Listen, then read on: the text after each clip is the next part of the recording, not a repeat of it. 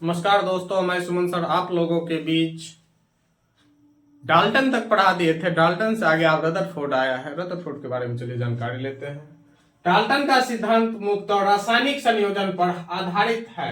यह द्रव्यमान संरक्षण पर भी आधारित है। इसको आप लोग हाईलाइट कर लीजिएगा।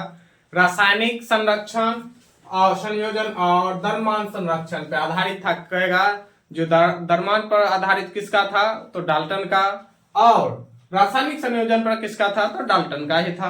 अगला है पदार्थ की प्रकृति के बारे में डाल्टन ने बुनियादी सिद्धांत दिया। बुनियादी सिद्धांत के मतलब एतऽ से उत्पत्ति भेले हन, उनका कहल जाय छै बुनियादी। उसके बाद आता है रदरफोर्ड। रदरफोर्ड का नाभिकीय सिद्धांत। रदरफोर्ड का जो नाभिकीय सिद्धांत है इसके अनुसार परमाणु विभाज्य है। रदरफोर्ड बोला परमाणु विभाज्य है जिसमें एक नाभिक होता है।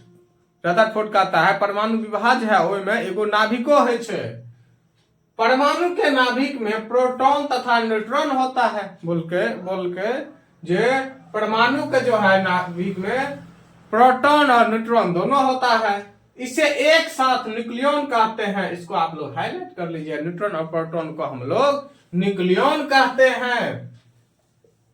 नाभिक के चारों ओर इलेक्ट्रॉन चक्कर लगाता है। जिस पथ पर इलेक्ट्रॉन चक्कर लगाता है उसे हम लोग कक्षा कहते हैं। जैसे लड़की लोग हॉस्टल के आगे पीछे लड़का लोग ऐसे ऐसे चक्कर लगाता है, जो एक बार तो देख ले, उसी को हम लोग कक्षा कहते हैं। अगला है परमाणु अविभाज्य न होने का प्रमाण स्थिर विद्युत तथा विद्युत चालन की स्थिति से मिलता है। बोला परमाणु अविभाज्य है यानी विभाज्य नहीं है। इसका जो प्रमाण हम लोग दिए थे रदरफोर्ड ने, बोला स्थिर विद्युत अस्थिर है और विद्युत चालन है, विद्युत चलता है, तब तो हम लोग को यहाँ तक सप्लाई मिलता है। उसके बाद कहता है रदरफोर्ड को नाभिकीय भौतिक का जनक माना जाता है।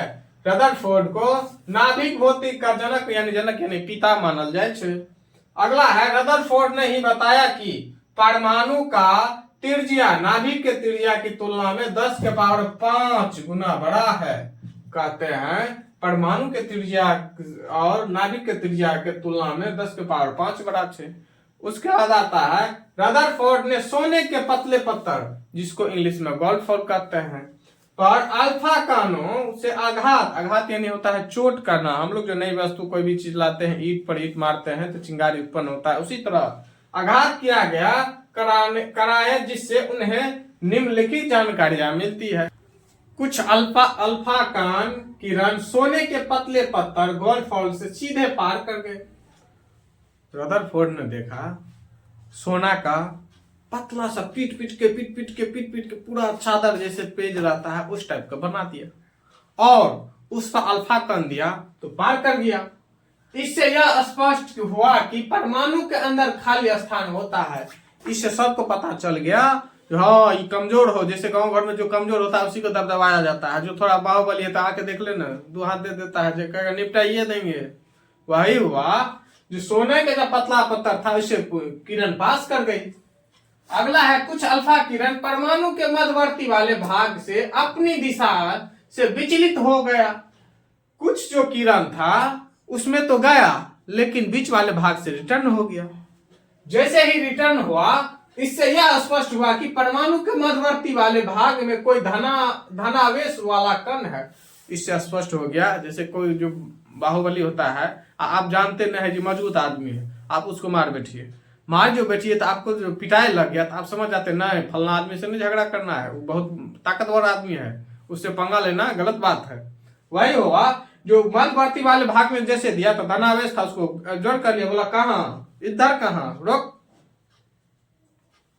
अल्फा किरण इसलिए वापस लौट जाती है क्योंकि उसमें उपस्थित धन आवेशित कण विकर्षित करता है। विकर्षित यानी विचलन भ जाए छे।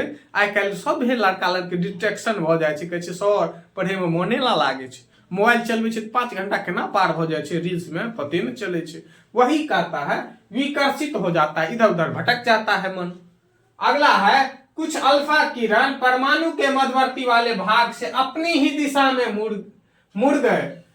कहता है जिधर से अल्फा कण आया ना उधर जाकर लौट गया। बोला ऐसा कैसे हो गया। इससे स्पष्ट होता है कि परमाणु के मध्यवर्ती वाले भाग में भारी द्रव्यमान वाला कौन है इससे यह पता चलता है। जैसे हम लोग जो पत्थर पर फैट मारेंगे या दवाले को फैट मारेंगे तो हम ही को चोट लगेगा, पत्थर को कुछ नहीं होगा। वही कहता है इत आया था लेकिन रिटर्न हो गया वही रास्ता से। इस प्रकार रदरफोर्ड ने परमाणु के मध्यवर्ती वाले भाग का नाम नाभिक रखा, इसलिए मेन वाला जो भाग मध्यवर्ती वाला भाग को नाभिक नाम रखा रदरफोर्ड ने परमाणु की तुलना सौर परिवार से किया। रदरफोर्ड ने कहा यह जो है यह सौर परिवार की तरह है, जैसे सूर्य के चारों ओर चक्कर लगाते रहता है ग्रह, उसी तरह बोला जो रदरफोर्ड ने कहा परमाणु की तुलना हम सौर परिवार से कर रहे हैं, जैसे सौर परिवार के चारों ओर चक्कर लगाता है उसी तरह। अगला है रदरफोर्ड के अनुसार परमाणु कई सूक्ष्म कणों से मिलकर बना है, जिससे इलेक्ट्रॉन प्रोटॉन न्यूट्रॉन मुख्य रूप से पाए जाते हैं, जिसे मूल या मौलिक कण कहते हैं। अब पूछ देता है मूल, अब मौलिक नहीं पूछता है, इसलिए आप लोग मूल कण को भी याद रखिएगा और मौलिक कण को भी याद रखिएगा। आप लोग को वीडियो अच्छे लगे तो लाइक कीजिए, कमेंट कीजिए, शेयर कीजिए। धन्यवाद।